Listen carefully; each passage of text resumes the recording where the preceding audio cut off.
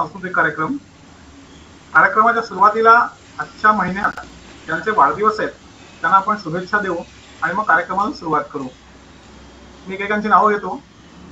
3 सप्टेंबर सारंग सुधीर, 7 सप्टेंबर धनंजय, 13 सप्टेंबर प्रदीप सदाशिव, 13 सप्टेंबर विद्याधर काशीनाथ, 14 सप्टेंबर वैदेही देवदत्त, 15 सप्टेंबर मनीषा मनोहर, 17 सप्टेंबर भास्कर मोरेश्वर, 19 सप्टेंबर जान्हवी सिद्धार्थ, 24 सप्टेंबर पराग आठवले, 27 सप्टेंबर यशस्वी सुयोग सुधीर काशीनाथ, विष्णू, 28 सप्टेंबर विनायक आणि तुषार मनोहर. या सगळ्यांना आपल्या फाउंडेशन तर्फे आणि सांस्कृतिक समितीतर्फे वाढदिवसाच्या मनपूर्वक शुभेच्छा. कार्यक्रमाची सूत्र मी आता सतीश काकांकडे सोपवतो. काका, तुम्ही कार्यक्रमाला सुरुवात करा. ठीक आहे. जसं स्वप्नीलजी सांगितलं तसा आपला आता 30वा कार्यक्रम आहे. आपण आपल्या विषयांमध्ये वैविध्य राखण्याची आपली परंपरा यावेळी कायम ठेवली आहे आणि यावेळचा विषय आहे सण उत्सवामागचे विज्ञान आणि वक्ते आहेत श्री दामोदर कृष्णाजी सोमण, पंचांगकर्ते आणि खगोल अभ्यासक. मी वक्त्यांचा परिचय करून देतो. खरं तर त्यांचं नाव माहीत नाही असे फार थोडे लोक असतील, परंतु त्यांचा विस्तृत परिचय करून देणं आवश्यक आहे. मुंबईच्या VJTI मधून टेक्स्टाईलची पदवी घेतल्यानंतर त्यांनी मफतलाल वस्त्रोद्योग समूहात 25 वर्ष नोकरी केली. 1992 मध्ये वयाच्या 50व्या वर्षी खगोलशास्त्राच्या अभ्यासासाठी त्यांनी नोकरीतून स्वेच्छानिवृत्ती घेतली. आता 1992 मध्ये 50व्या वर्षी स्वेच्छानिवृत्ती घेतली म्हणजे आता ते 82 वर्षाचे आहे. खगोलशास्त्र शिक्षणार्थ आतापर्यंत 9,000हून अधिक व्याख्यानं आणि खग्रास सूर्यग्रहण, धूमकेतू, गीता रहस्य या विषयांवर प्रत्येकी 100 व्याख्यानांचा संकल्प त्यांनी पूर्ण केलाय. गेली 51 वर्ष निर्णय सागर व ढवळे पंचांगाचे खगोल गणित ते सातत्याने करत आहेत. शिवाय गेली 51 वर्ष लोकमत, श्री महालक्ष्मी, वनवासी कल्याण आश्रम, महाराष्ट्र दर्शन अशा अनेक दिनदर्शिका ते तयार करतात. गेली 60 वर्ष वृत्तपत्रातून खगोलशास्त्र या विषयावर त्यांचे सातत्याने लेखन चालू असतं आणि आकाशवाणी, मुंबई दूरदर्शन आणि टेलिव्हिजनच्या इतर वाहिन्यांवरील अनेक कार्यक्रमात त्यांचा सहभाग असतो. मराठी विज्ञान परिषद ठाणे या संस्थेचे ते अध्यक्ष आहेत. मराठी ग्रंथ संग्रहालय ठाणे या संस्थेचे ते विश्वस्त आहेत. माथेरान येथील आकाशगंगा प्रकल्प निर्मितीत त्यांनी मार्गदर्शन केले. तारांगण आपल्या दारी हा आदिवासी मुलांसाठी आकाश दर्शक प्रोजेक्ट त्यांनी कार्यान्वित केलाय. ठाणे नगरीत भरलेल्या 84व्या अखिल मराठी साहित्य संमेलनाचे ते संयोजक होते आणि खग्रास सूर्यग्रहण, धूमकेतू, आकाश दर्शन, आपले सण उत्सव आदी अनेक विषयांवर त्यांनी पुस्तकही लिहिलेली आहेत. त्यांना आतापर्यंत बरेच पुरस्कारही मिळालेले आहेत. ठाणे महानगरपालिकेचा पहिला ठाणे भूषण हा पुरस्कार त्यांना मिळाला आहे. ठाणे महानगरपालिकेचा कविवर्य P. सावळाराम लेखन पुरस्कार त्यांना मिळाला आहे. लोकमत समूहातर्फे ठाणे आयकॉन हाही सन्मान त्यांना मिळाला आहे. रोटरी क्लब ठाणेतर्फे व्होकेशनल अवॉर्ड त्यांना देण्यात आले. राज्य खगोल अभ्यासक मंडळ यांच्यातर्फे सन 2022 मध्ये त्यांना जीवन गौरव पुरस्कार देऊन गौरवण्यात आले आणि मराठी विज्ञान परिषद मुंबईतर्फे उत्कृष्ट विज्ञान प्रचारक म्हणूनही पुरस्कार त्यांना मिळालेला आहे. मला वाटतं त्यांचा परिचय ऐकल्यानंतर ते किती व्यासंगी आहेत, किती अनुभवी आहेत आणि किती काम त्यांनी केले याची आपल्याला कल्पना आली असेल. मी त्यांना विनंती करतो की त्यांनी सूत्र हातात घ्यावी आणि आपला विषय मांडावा. नमस्कार. पहिल्यांदा आठवले ट्रस्ट जो आहे त्यांच्या संचालकांचे आभार मानतो की माझा विषय तुमच्यापर्यंत पोहोचवण्याची संधी त्यांनी मला दिली आणि विषयाचा अर्थात सण उत्सव या मागचं विज्ञान ते जाणून घ्यायचं. पण त्याच्या अगोदर मला एक विनंती करायची आहे. माझा विषय ऐकल्यानंतर जर तुमच्या मनामध्ये प्रश्न असतील तर जरूर विचारा, कारण मूळ उद्देश तोच आहे की मनातील प्रश्नांची उत्तरं देणं. तर सण उत्सव मागचं कारण मी सांगतो, पण त्यापूर्वी पंचांग ज्याच्यावरून आपण सण उत्सव जे पाहतो, आताच्याच भाषेत तर कॅलेंडर म्हणायचं, दिनदर्शिका. पण दिनदर्शिका हा पंचांगस्थच मजकूर फक्त ग्रेगोरियन कॅलेंडर इंग्रजी कॅलेंडरमध्ये दिलेला असतो, कारण बघायला सोपं जातं, पंचांग बघायला कठीण जातं, म्हणून तसा तो असतो. आता पंचांगाबद्दल बघूया आपण कशी प्रगती झाली. आपल्याला माहिती असेल कदाचित, आपण 5 अंगांमुळे त्याला पंचांग म्हणतो. तिथी, वार, नक्षत्र, योग आणि करण हे 5 अंग आहेत, त्यामुळे त्याला पंचांग म्हणतो. पण हे एकदम 5 अंग आली नाहीत. पूर्वी एकांग, द्व्यंग, त्र्यंग, चतुरंग आणि पंचांग असं त्याचं स्वरूप बदलत गेलं. आता तर त्याच्यामध्ये कॅलेंडरमध्ये मेनू असतो, अनेक गोष्टी असतात मागच्या बाजूवरती, त्या वाचक वाचतात. आता हे कधीपासून सुरू झालं पंचांग भारतामध्ये, तर तिथी जी आपण म्हणतो म्हणजे चंद्र आणि सूर्यामध्ये 12 अंश अंतर. इथे एक गोष्ट लक्षात घ्यायला पाहिजे तिथीच्या बाबतीत, की हे पृथ्वीच्या मध्यातून सूर्याच्या मध्यात आणि चंद्राच्या मध्यात असा कोण 12 अंश झाला पृथ्वीच्या मध्यामध्ये, तर एक तिथी होते.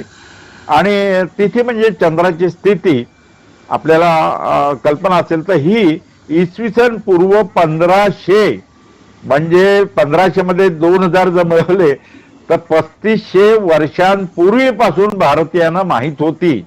आणि कालगणनेमध्ये तिथीचं स्थान इसवी सन पूर्व 1500 पासून आहे. त्यानंतर वार, आपला जो वार आहे तो सूर्योदयापासून सूर्योदयापर्यंत असतो पंचांगातील. पाश्चात्य लोकांचा वार मध्यरात्री बदलतो. आता मध्यरात्री 12 वाजले कसे कळणार, घड्याळाचा शोध लागण्यापूर्वी कळणं कठीण होतं. भारतीयांची पद्धत बघा, सूर्योदय झाला की सर्वांना कळतो आणि सूर्योदय झाल्यानंतर वार बरोबर बदलतो, ही गोष्ट सर्वांना समजते. हे विशेष आहे. म्हणजे मध्यरात्रीचा वार आधुनिक काळामध्ये तो आपण अंगीकारतो, तो पाळतो, परंतु सूर्योदय टू सूर्योदय हा वार जो आहे हा वैज्ञानिक दृष्टिकोनातून, कारण घड्याळ नव्हतं त्यावेळी, मध्यरात्री ते 12, 11, 12 आणि 1 हे कळणं कठीण होतं. तर सूर्योदय सगळ्यांना कळायचा, म्हणून वार तिथपासून सुरू असायचं. नक्षत्र म्हणजे क्रांती वृत्त जे आहे, सूर्य मार्ग वृत्त, त्याचे 27 भाग केलेत. प्रत्येक विभागाला नक्षत्र म्हणतात. चंद्र ज्या नक्षत्रात असतो ते पंचांगात दिले असतं. आता वार हे इसवी सन पूर्व 1000 वर्षापासून आलेले, नक्षत्र ही मात्र इसवी सन पूर्व 1500 म्हणजे 3500 वर्षापासून भारतीयांना ज्ञात आहेत. आणि योग हे अंग आहे, अर्थात चंद्राचा भोग आणि सूर्याचा भोग यांची आजचे कला झाली की एक योग होतो. असे 27 योग आहेत. आणि कर्ण म्हणजे अर्धी तिथी. तर योग हे उशिरा आले, इसवी सन 700 नंतर योग हे पंचांगात आले. आणि करण हे इसवी सन पूर्व 1500 म्हणजे तिथी आणि नक्षत्र आणि करण हे 3 अंग इसवी सन पूर्व 1500 पासून आपल्याला माहिती आहेत. आणि त्याचा रेकॉर्ड आहे, म्हणजे त्याचे पुरावे इतिहासात सापडतात. आता हे पंचांग ज्याच्यावरून गणित करतात, ग्रहणाचं गणित, ग्रहांचं गणित, त्याला कर्ण ग्रंथ म्हणतात. कर्ण ग्रंथ म्हणजे गणिताचा ग्रंथ.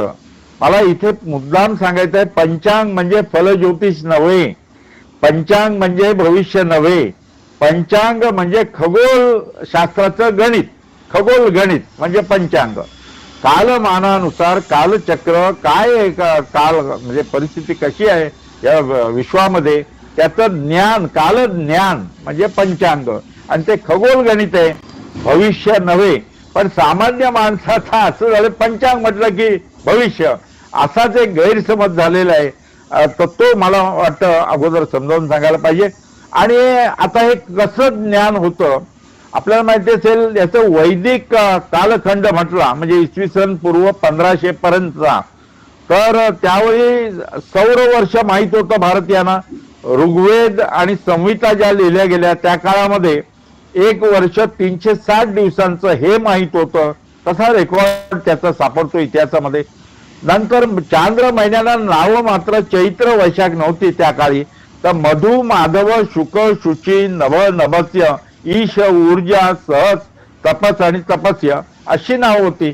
दक्षिणायन उत्तरायण हे सुद्धा ज्ञात होतं इसवी सन पूर्व 1500 या काळामध्ये. आणि 6 ऋतू होते ते माहित होतं. 27 नक्षत्रांचं ज्ञान होतं. अधिक महिना त्या काळात सुद्धा होता. म्हणजे इसवी सन पूर्व म्हणजे ऋग्वेद काळामध्ये, ऋग्वेदामध्ये अधिक महिन्याचा उल्लेख आहे.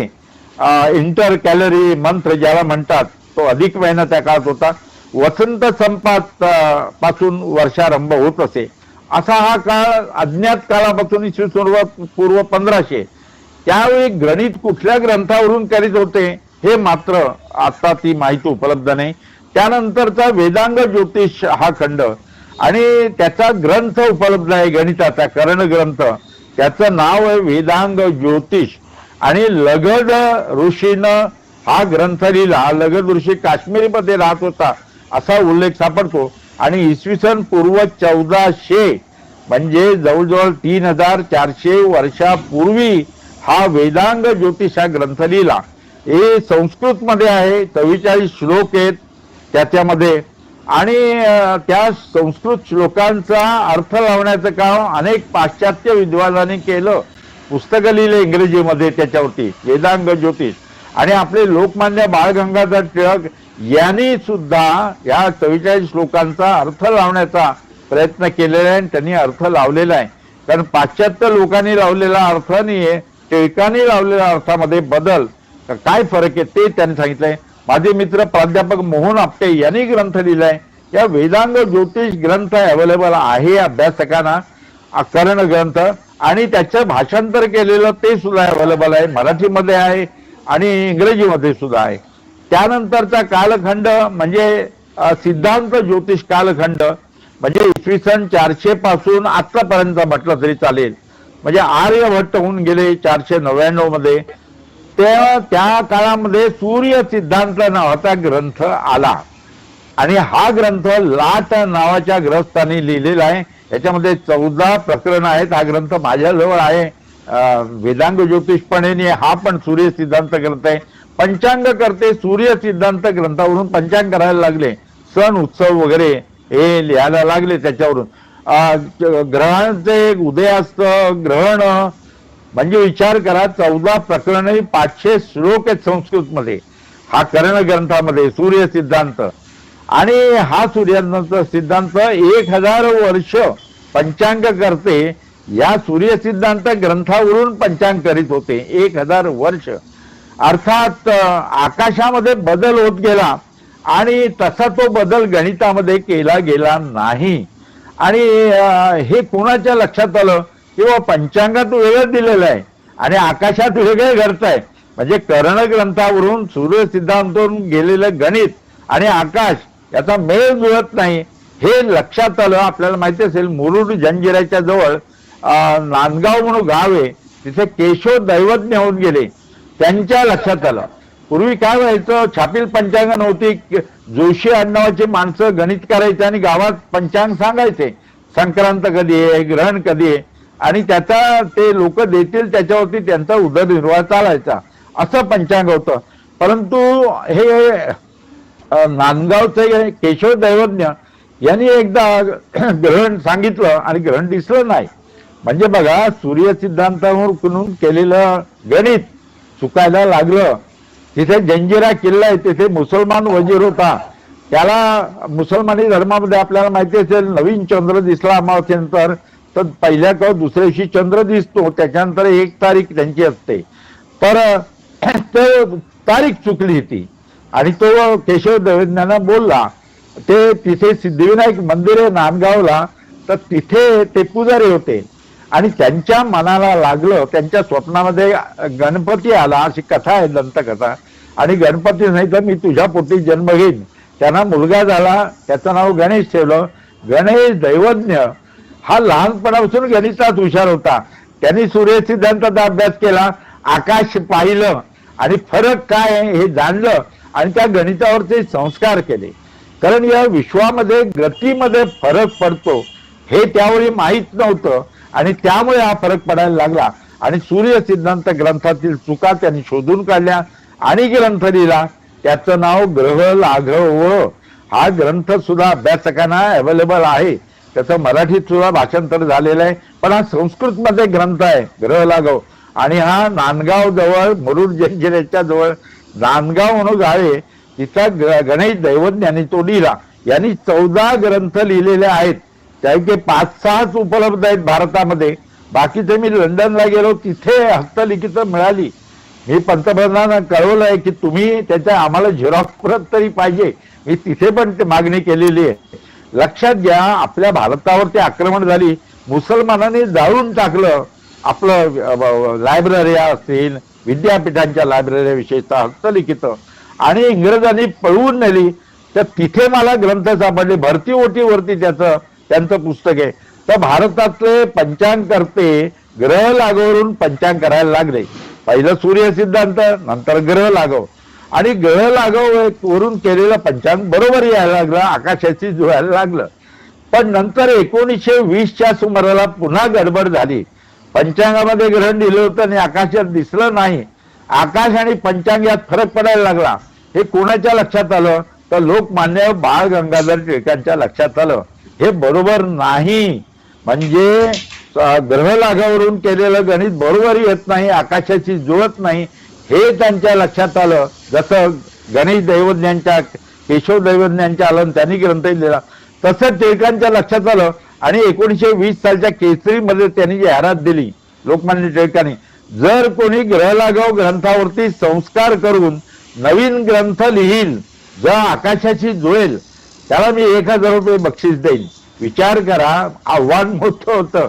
कारण खगोलशास्त्र गणित यायला पाहिजे, आकाशाचं निरीक्षण करायला पाहिजे आणि ग्रह लागावचा अभ्यास करायला पाहिजे आणि बरोबर ॲक्युरेट गणित करायला पाहिजे. तेव्हा नागपूरचे डॉक्टर केशव लक्ष्मण दप्तरी हे पुढे आले आणि त्यांनी 1924 साली ग्रंथ लिहिला. त्याचं नाव कर्ण कल्पलता. हा मराठी आणि संस्कृतमध्ये ग्रंथ आहे. याच्या पूर्वीचे कर्ण ग्रंथ संस्कृतमध्ये आहेत. मला मुद्दाम सांगायचं आहे, लोकमान्य बाळ गंगाधर टिळकांनी राजकीय धकाधकीमध्ये त्यांचं आयुष्य गेलं तरी सुद्धा दृग्गणित पाहिजे. म्हणजे जसं आकाशात दिसेल तसं पंचांग पाहिजे, पंचांगकर्त्यांची ऑब्झर्वेटरी पाहिजे, असं लोकमान्य टिळकांनी म्हटलेलं आहे. त्यांनी मुंबईला परिषद घेतली पंचांगकर्त्यांची की दृग्गणितासाठी तुम्ही ग्रंथ प्रामाण्य होऊ नका, आकाशात दृग्गणित घ्या, असं पंचांगकर्त्यांना आवाहन केलं. ऐकायला तयार नव्हते त्या काळामध्ये, विचार करा. मग त्यांनी लोकमान्य टिळक इतके विद्वान की त्यांनी शंकराचार्यांची अगोदर समजूत घातली आणि प्रत्येक सभेमध्ये शंकराचार्यांना आणलं, कारण शंकराचार्यांचं तरी हे पंडित ऐकतील. आणि मुंबईची परिषदेमध्ये निष्पन्न झालं नाही, मग त्यांनी पुण्याला परिषद घेतली पंचांगकर्त्यांची आणि ज्योतिषांची, तिथे सुद्धा एकमत झालं नाही. मग 1920 साली सांगलीला परिषद घेतली फेब्रुवारी महिन्यामध्ये आणि त्याला 100 वर्ष झाली. म्हणून 2020 मध्ये माझं व्याख्यान सांगलीला ठेवलं होतं. लोकमान्य टिळक प्रत्येक सभेमध्ये त्या पंचांगकर्त्यांच्या शंकराचार्यांना घेऊन जात. शंकराचार्यांचं म्हणणं लोक ऐकतील, पण लोक ऐकत नव्हते. पण सांगलीला लोकांनी पाठिंबा दिला दृग्गणिताला, की आम्ही सूर्य सिद्धांत ग्रंथाचं गणित स्थूल गणित घेणार नाही, ग्रह लाघवचं स्थूल गणित घेणार नाही, दृग्गणित आम्ही त्याच्यावरूनच पंचांग करू, असं पंचांगकर्त्यांनी मान्य केलं 1920 साली त्या सभेमध्ये. अर्थात त्याच्यानंतर जवळजवळ 30 ते 1 वर्षांनी संपूर्ण भारतात पंचांगकर्त्यांनी दृग्गणित स्वीकारलेले आहे. आता मी पंचांग करतो ते संगणकावरती करतो. काय आहे, पृथ्वीच्या गतीमध्ये, सगळ्या गतीमध्ये बदल होतो. तो पूर्वीच्या कर्ण ग्रंथामध्ये ऍडजस्ट केला जात नसे. त्यामुळे कर्ण ग्रंथ काही कालानंतर आकाशाशी जुळत नसे. मूळ उद्देश असा की आपले सण उत्सव हे आकाशाशी निगडीत पाहिजेत, ऋतूंचे निगडीत पाहिजेत, हा मूळ उद्देश होता. तो सफळ होत नव्हता. म्हणून आपण श्रेय द्यायला पाहिजे दृक गणितासाठी. तर केशव लक्ष्मण दप्तरी यांनी कर्णकल्पचा ग्रंथ 1924 साली लिहिला. केसरी मराठा ट्रस्टने त्यांना 1000 रुपये बक्षीस जे लावलं होतं ते दिलं, कारण लोकमान्य टिळकांचं 1 ऑगस्ट 1920ला निधन झालं. त्यामुळे अर्थात लोकमान्याला श्रेय द्यायला पाहिजे दृक गणितासाठी. आत्ता जो वाद चाललेला आहे गणपती संबंधी, गणेश चतुर्थी संबंधी, तो लगेच सांगतो. एक पंचांगकर्ते आहे, ते सूर्य सिद्धांत ग्रंथावरून पंचांग करतात अजूनही. आता सूर्य सिद्धांत ग्रंथ हा स्थूल आहे, त्याच्यामध्ये एकमत नाहीये. सूर्य सिद्धांत ग्रंथावरून 3 पंचांग निघतात आणि त्याच्यामध्ये सुद्धा मतभिन्नता आहे, तिथी समाप्ती जुळत नाही. अशा स्थूल गणितावरून ते पंचांग करतात आणि त्यांची मध्यान्हकाली भाद्रपद शुक्ल चतुर्थी पाहिजे, ती 18 तारखेला सूर्य सिद्धांत ग्रंथाप्रमाणे येते, दृक गणिताप्रमाणे येत नाही. अर्थात ते सूर्य सिद्धांतावर गणित करतात, म्हणून त्यांनी सांगितलं 18 सप्टेंबरला गणेश चतुर्थी आहे असं त्यांनी निवेदन केलं. पण दृक गणिताप्रमाणे, दृक गणित म्हणजे पुन्हा सांगतो, पंचांगात जसं आहे तसं आकाशात पाहिजे आणि जसं आकाशात आहे तसं पंचांगात पाहिजे, हे लोकमान्य टिळक किंवा ग्रह लागवकार, केशव दैवज्ञ, गणेश दैवज्ञ त्यांचं मत होतं. ते दृक गणित आता पंचांगात त्यांनी स्वीकारलं. भारत सरकारचं पंचांग सुद्धा त्याप्रमाणे होतं, प्रसिद्ध होतं दृक गणितावरती. दृक गणित बहुतेक सर्व पंचांगकर्त्यांनी स्वीकारलेलं आहे. तर सूर्य सिद्धांत ग्रंथाचं वरून केलेलं गणित हे स्थूल आहे. अर्थात आता संगणकावरती करतो, बदल काय होतो तुम्ही सांगतो आता तुम्हाला. टायडल फोर्सेसमुळे चंद्र पृथ्वीपासून दरवर्षी 3.8 सेंटीमीटरनी दूर जातोय, पुन्हा जवळ येणार नाहीये. चंद्र पृथ्वीपासून सरासरी 3,84,000 किलोमीटर अंतरावरती आहे आणि तो दरवर्षी 3.8 सेंटीमीटरनी दूर जातोय टायडल फोर्सेसमुळे. तसा पृथ्वीचा वेग मंदावतोय अनेक कारणाने. तर त्यामुळे हा गणितामध्ये फरक पडतो आणि पूर्वीचं गणित आणि आताचं गणित खूप फरक आहे. आता दृक गणित आहे, ॲक्युरेट आहे आणि संगणकावरती ही जी एरर आहे ती ऍडजस्ट केली जाते ऑटोमॅटिक. त्यामुळे आता पुढच्या 100 वर्षात ग्रहण कधी दिसणार आहेत किंवा गणेश चतुर्थी कधी आहे किंवा गुढीपाडवा कधी आहे हे आता आम्ही सांगू शकतो, कारण कम्प्युटरवरती गणित केल्यामुळे आता ते सोपं झालं. सोपं तर झालंच, पण त्याचं नातं आकाशाशी आहे. आणि पहिलं छापील पंचांग हे 16 मार्च 1841, 16 मार्च 1841 या तारखेला, या दिवशी गणपत कृष्णाजी पाटील यांनी शिळा प्रेसवर छापलं. 16 मार्च 1841 लक्षात ठेवा. आणि त्याचं गणित रखमाजी देवजी मुळे नावाच्या ग्रस्थाने केलं होतं. आता आम्ही पंचांग करतोय, दृक गणितावरती करतो. दाते, साळगावकर, राजंदेकर, रुईकर, लाटकर आणि मी, आम्ही हे पंचांग करते. जर मतभिन्नता असली एखाद्या, कारण काय झालं ग्रंथावरून हे सण उत्सव ठरवतो, मतभिन्नता असली तर चर्चा करतो. पण याच वेळी सूर्य सिद्धांत स्थूल गणितावरून गणेश चतुर्थी वेगळी आहे असं त्यांनी सांगितलं. आम्ही लोकांना निवेदन करून सांगितलंय की मध्यान्हकाळी चतुर्थी ही दृक गणिताप्रमाणे मंगळवारी 19 सप्टेंबरलाच येते. त्यामुळे गणेश चतुर्थी मंगळवार 19 सप्टेंबरला साजरी करायची आहे. ओके, आता हे पंचांग म्हणजे फलज्योतिष नव्हे, पंचांग म्हणजे कुंडली नव्हे, पंचांग म्हणजे खगोल गणित, एवढं आपल्या लक्षात आलं. आता सण उत्सव हे काय आहेत? प्राचीन काळी विचार करा, सर्वात महत्वाची गोष्ट काय, तर सर्वात महत्वाची गोष्ट म्हणजे माणसाचं आरोग्य. आरोग्य कुठलं? शरीराचं आरोग्य आणि मनाचं आरोग्य. शरीराचं आरोग्य हे कशावर अवलंबून असतं? आहारावरती अवलंबून असतं. आहार कसा घेतला म्हणजे शरीराचं आरोग्य चांगलं राहतं. ऋतूप्रमाणे आहार घेतला की शरीराचं आरोग्य चांगलं राहतं. आपल्याला माहिती आहे, बघा डॉक्टरकडे गर्दी होते ना, तो ऋतू बदल झाला की गर्दी होते, कारण आहारात तसा बदल केला जात नाही, म्हणून गर्दी होते, आजारी पडतात जास्त ऋतू बदल झाला की. तर ऋतूप्रमाणे लोक आहार कधी घेतील? जर सणांची रचना ऋतूप्रमाणे केली तर लोक ऋतूप्रमाणे आहार घेतील. हे प्राचीन काळी लक्षात आलं, म्हणून सणांची रचना ही ऋतूप्रमाणे केलेली आहे. म्हणजे बघा, श्रावण महिना ज्याच्यात उपवास सांगितलेला आहे हा पावसाळ्यातच येतो. याचं कारण असं, पावसाळ्यात चलनवलन कमी होतं, शेतीची कामं झालेली असतात आणि हलक्या आहाराची शरीराला आवश्यकता असते आणि पुण्य मिळेल असं म्हटलं तर लोक करतील, म्हणून श्रावण महिन्यामध्ये उपवास सांगितलेले आहेत. खरं म्हणजे त्याच्या मागचं विज्ञान आरोग्य शरीराचं चांगलं राहावं यासाठी आहे, हे लक्षात घ्यायला पाहिजे. त्यानंतर मनाचं आरोग्य चांगलं राहण्यासाठी उत्सवांची रचना केलेली आहे. वर्षभरात असे उत्सव असतात की एकत्र आपण येतो आणि एकत्र आल्यामुळे आनंद वाटतो, दुःख चिंता विसरतो. तो उत्सव हे मनाच्या आरोग्यासाठी आणि सण हे शरीराच्या आरोग्यासाठी आहेत, ही गोष्ट लक्षात ठेवायला पाहिजे. पण सण हे चंद्रावलंबून आहेत आणि ऋतू हे सूर्यावलंबून आहेत, म्हणून चांद्र सौर पद्धतीचा मेळ हा भारतीय पंचांगामध्ये घातलेला आहे. 1-2 महिन्यापूर्वी फ्रान्स मधील 2 माणसं माझ्याकडे शिकायला आली, समजून घ्यायला आली की पंचांग कसं तयार करतात. लक्षात घ्या, फक्त सौर पद्धतीवर आधारलेली कालगणना काही देशात आहे, काही देशांमध्ये चंद्रावरती आधारलेली आहे. आता उदाहरण द्यायचं तर मुसलमानी धर्मामध्ये त्यांचा जो उपवासाचा महिना आहे तो सर्व ऋतूमध्ये येतो, पण आपला श्रावण महिना हा पावसाळ्यातच येतो. का तर मगाच मी तुम्हाला सांगितलं की श्रावणात पावसाळा असतो, शेतीचे कामं झालेली असतात, भूक कमी लागते, हलका आहार घ्यायला पाहिजे, हा मूळ उद्देश. म्हणून पावसाळ्यामध्ये श्रावण महिना येतो, म्हणून उपवास करायला सांगितले. आता थंडीमध्ये भूक जास्त लागते, तेल तुपाची शरीराला आवश्यकता असते, म्हणून थंडीमध्ये दिवाळी येते.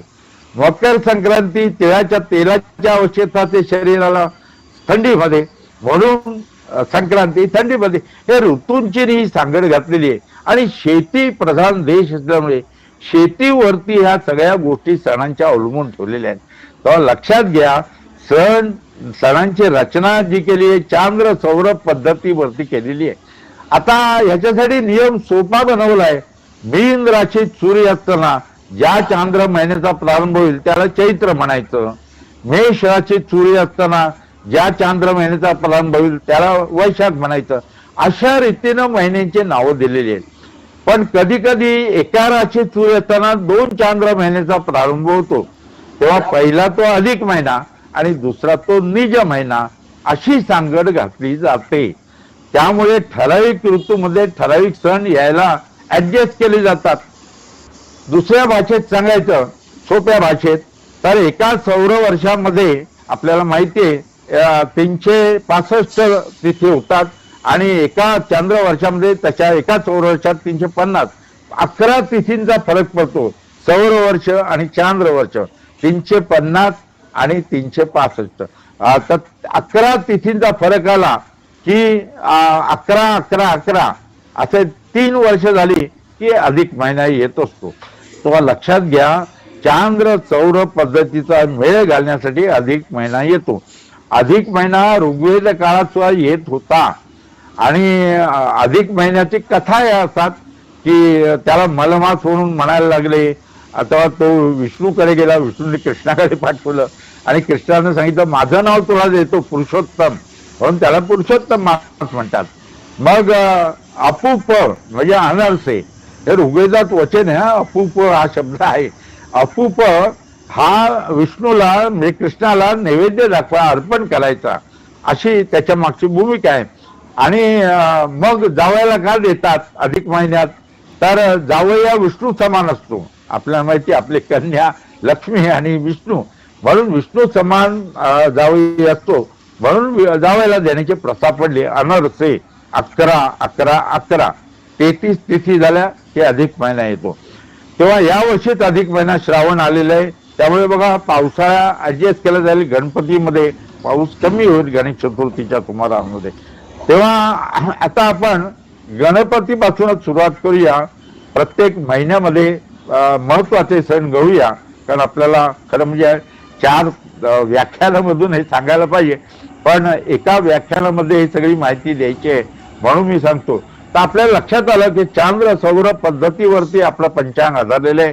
कॅलेंडर आधारलेलं आहे आणि दृढ गणितावरती आधारलेलं आहे. जसं आकाशात आहे तसं पंचांगात आहे.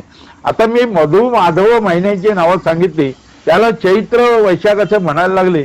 इथे सुद्धा खगोलाची निगडीत आहे बघा. चैत्र महिन्यामध्ये चित्रा नक्षत्र रात्रीच्या सुरुवातीला पूर्वेला उगवतं आणि रात्रभर आकाशात दर्शन होऊन पहाटे पश्चिमेला मावळतं. वैशाख महिन्यामध्ये विशाखा, ज्येष्ठ महिन्यामध्ये ज्येष्ठा, आषाढ महिन्यामध्ये पूर्वाषाढा, श्रावण महिन्यामध्ये श्रवण, भाद्रपद महिन्यामध्ये पूर्वा भाद्रपदा, अश्विन महिन्यामध्ये अश्विनी. म्हणजे महिन्याच्या नावावरून नक्षत्राचं नाव असेल ना ते लक्षात घ्या. ती पाठ केली 27 नक्षत्रांची नावं आणि 12 चांद्र महिन्याचे, तर आपल्याला कळेल की कुठलं नक्षत्र रात्रीच्या सुरुवातीला पूर्वेला उगवतं आणि रात्रभर आकाशात दर्शन देतं. तसं त्या महिन्याच्या पौर्णिमेला चंद्र त्या नक्षत्रात असतो. म्हणजे चैत्र पौर्णिमेला चंद्र चित्रा नक्षत्रात असतो, वैशाख पौर्णिमेला वैशाखा नक्षत्रात असतो. असं जानेवारी फेब्रुवारीचं नाहीये. तुमच्याकडे फेब्रुवारीत पाहुणा आला आणि त्यांनी विचारलं नक्षत्र कुठलं दिसेल, सांगता येणार नाही महिन्याच्या नावावरून. पण भारतीय महिन्यांची नावं आहेत चांद्र महिन्याची. समजा मार्गशीर्ष महिन्यामध्ये तुमच्याकडे पाहुणा आला दुपारी आणि विचारलं की कुठलं नक्षत्र रात्रीच्या सुरुवातीला दिसेल, तुम्ही बेधडक सांगा मार्गशीर्ष ना मृग नक्षत्र ओरायन हे पूर्वेला दिसेल रात्रीच्या सुरुवातीला आणि रात्रभर आकाशात दर्शन देईल. आणि मार्गशीर्ष पौर्णिमेला म्हणजे दत्त जयंतीला चंद्र हा मृग नक्षत्रात असेल असं सुद्धा सांगू शकता. लक्षात घ्या, आकाशाशी निगडीत असलं हे आपलं वेळापत्रक सण उत्सवांचं आहे, ऋतूप्रमाणे आधारित आहे. चला आता आपण यावेळी गणपती जवळ आलेला आहे. 19 सप्टेंबरलाच गणपती का करायचा, कारण मध्यान्हकाळी आपल्याला इथे मध्यान्हकाळी भाद्रपद शुक्ल चतुर्थी असेल त्या दिवशी गणेश चतुर्थी साजरी करावी असं सांगितलेलं आहे. आता बघा किती विज्ञान ह्याच्यामध्ये आहे. भाद्रपद महिन्यामध्ये शेतामध्ये धान्य तयार होत असतं, तयार झालेलं नसतं, तयार होत असतं. तर त्यामुळे पृथ्वीविषयी कृतज्ञता व्यक्त करण्यासाठी हे पार्थिव गणेश पूजन सांगितलेलं आहे. बघा किती विज्ञान आहे ह्याच्यामध्ये. पृथ्वीची पूजा कशी करायची, मग पृथ्वीची गणपतीची मूर्ती तयार करायची मातीची. खरं म्हणजे शेतावर जायचं, तिथेच माती घ्यायची, तिथेच मूर्ती तयार करायची आणि तिथेच पूजून लगेच विसर्जन करायचे. अजूनही दक्षिण भारतामध्ये गणेश चतुर्थीच्याच दिवशी मूर्तीचं विसर्जन करतात. ही गोष्ट लक्षात घ्या. आता आपल्याला मूर्ती करता येत नाही म्हणून घरी आणतो मातीची मूर्ती, मग पाहुणे मंडळी येत असतात, उत्सव साजरा होत असतो म्हणून मग 1.5 दिवस 5 दिवस जसे आपली प्रथा असते तसे आपण ठेवतो. आणि शेवटचा दिवस अनंत चतुर्दशी. का अनंत चतुर्दशी, तर नंतर पितृपक्ष येतो म्हणून अनंत चतुर्दशी. खरं अनंत चतुर्दशी आणि गणपतीच्या काही संबंध नाहीये, पण तो शेवटचा दिवस. कारण पौर्णिमेच्या दिवशी कधी कधी महालयारंभ होतो पितृपक्षामध्ये. हा पितरांचं स्मरण करण्यासाठी हे दिवस राखलेले आहेत. त्याच्या अगोदर गणपतीच्या मूर्तीचं विसर्जन करतो. आता ही गोष्ट लक्षात घ्या, शेतामध्ये धान्य तयार होत असतं म्हणून पृथ्वीची पूजा आहे, म्हणून पार्थिव गणेश पूजन सांगितलेलं आहे. मूर्ती मातीचीच पाहिजे, मूर्ती लहान पाहिजे पण भक्ती मोठी पाहिजे. आता इथे गणपती पूजा का करायची असा प्रश्न पुढची पिढी विचारते. मला मुद्दाम सांगायचं आहे, ईश्वर म्हणजे काय आपण प्रथम 1 मिनिटात समजून घेऊया. ईश्वर म्हणजे चैतन्य. सोप्या भाषेत सांगायचं म्हणजे मुंगी चालते, आपण चिरडली तर काय निघून गेलं, चैतन्य. म्हणजे जिवंत माणूस वजा डेड माणूस इक्वल टू चैतन्य, म्हणजे त्याला आत्मा म्हणतो आपण.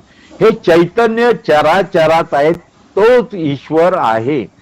अगदी प्राचीन काळी पृथ्वी हा तेज वायू आणि आकाशी पंचमहाशक्ती ही देव ईश्वर समजले जायचं आणि त्यांची पूजा करायची. ते पूजा करताना अर्पण करायचं यज्ञामध्ये. म्हणजे अग्नी हा कुरिअर बॉय होता त्या काळचा. अग्नीत अर्पण केलं की ते त्या पंचमहाशक्तीपर्यंत जातं, मग त्यांच्यापासून आपल्याला उपद्रव होत नाही अशी कल्पना त्या काळामध्ये होती.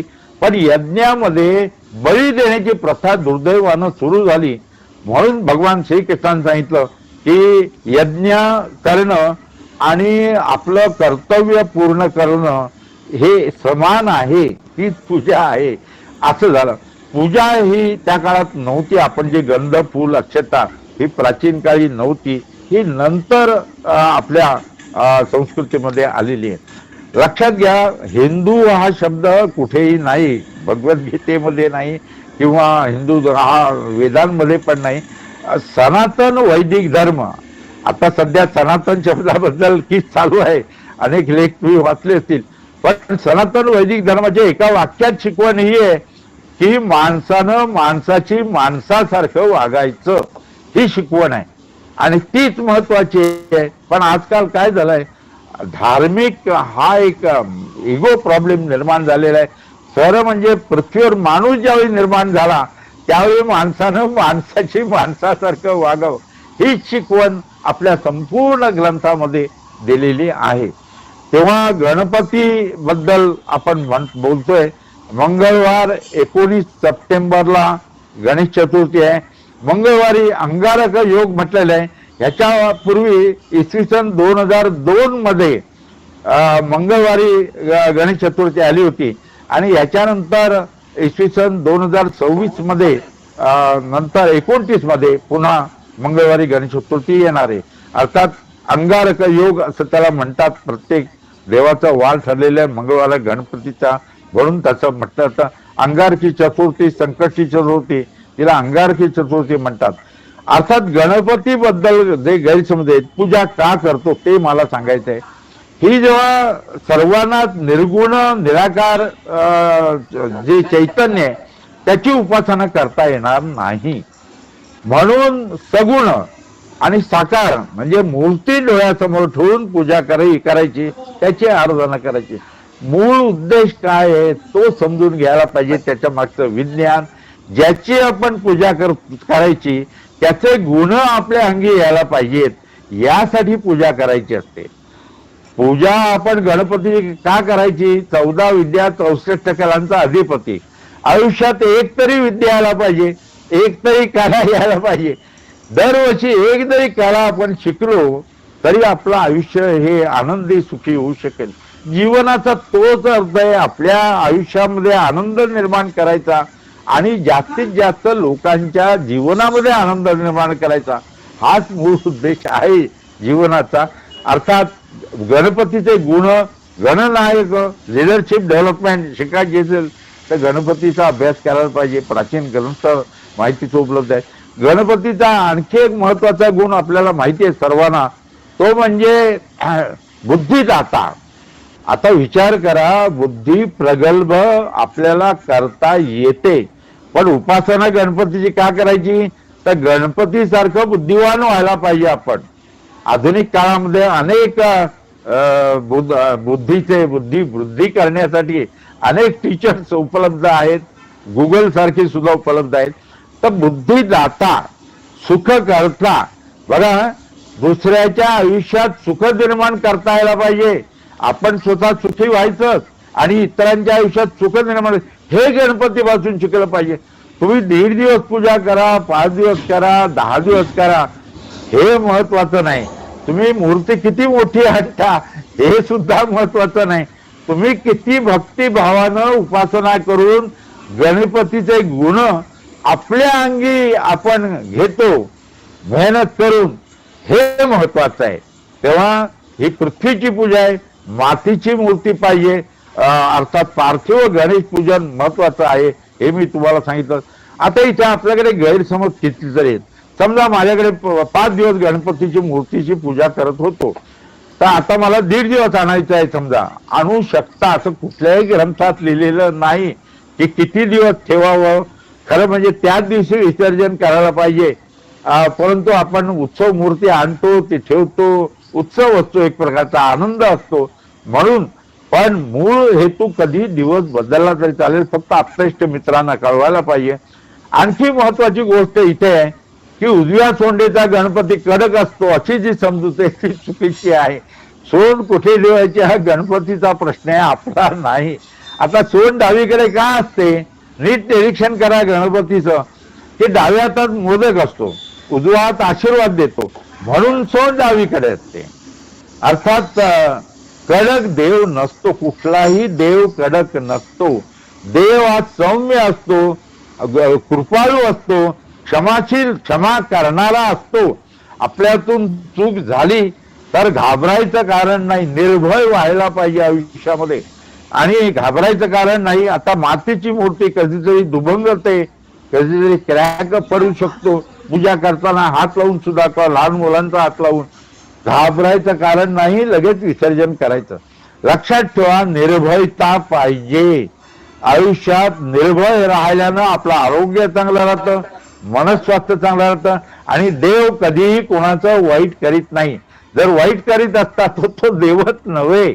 या भाषेत मी सांगतो, तेव्हा गणपतीचे हे 15 दिवस जे जातात अनंत चतुर्दशीपर्यंत आनंदाचे असतात, उत्सवाचे असतात. लोकमान्य टिळकांनी सार्वजनिक गणेश चतुर्थीची प्रथा सुरू केली. त्यामुळे स्वरूप त्याचं शैक्षणिक राहायला पाहिजे, यासाठी प्रयत्न करायला पाहिजे. आपण उत्सव साजरा करताना त्याचा उपद्रव निसर्गाला होता कामा नये, इतर कोणालाही होता कामा नये. म्हणून आरती ओरडून म्हणायची नाही, आर्त स्वरात म्हणायची. ऐकल्यानंतर आनंद वाटला पाहिजे. लक्षात घ्या, गणपती अथर्व शीर्ष म्हटलं पाहिजे. अथर्व, थर्व म्हणजे हलणे, अथर्व म्हणजे स्थिर राहणे, शीर्ष म्हणजे डोकं. लक्षात घ्या, अथर्वण ऋषींनी स्वतः ते अनुभवून लिहिलेलं आहे. अर्थात हे सर्व आहे ना, या गोष्टी या मनासाठी आहेत. मन पवित्र राहावं, मन कार्यशील राहावं, यासाठी ही पूजा अर्चा सांगितलंय. अर्थात याच्या मागे आपण पूजा करताना मूळ उद्देश लक्षात ठेवला ना वैज्ञानिक दृष्टिकोनातून, तो म्हणजे गणपतीचे गुण आपल्या अंगी यायला पाहिजेत. त्यानंतर पितृपंधरवडा येतो, भाद्रपद कृष्ण पक्ष येतो. पितरांचं स्मरण करणं, पितृपक्ष हा वाईट नसतो, लक्षात घ्या. जर आपण पितर जिवंत असताना त्रास देत असेल तर घाबरावं लागेल, पण 99.9% लोक त्रास देत नाहीत, त्यामुळे घाबरायचं कारण नाही. पितृपक्ष वाईट नसतो. मग तुम्ही म्हणाल मुहूर्त का नाही नसतात, त्यामध्ये इतर कार्य का नाही केली जात? तुम्ही इतर काम करताना पितरांना विसराल, लक्षात घ्या. म्हणून पितृपक्षात इतर कोणतीही कामं करायची नाहीत, फक्त पितरांचं स्मरण करायचं. पुन्हा मला सांगायला पाहिजे की गणपती हा मातृपितृ भक्त होता. गणपतीचा तो गुण सुद्धा घ्यायला पाहिजे. आजकाल जे आपल्या आई वडिलांना वृद्धाश्रमात ठेवतात, त्यांनी गणपती पासून हा जर गुण घेतला ना तरी सार्थक होईल त्या पूजेचं.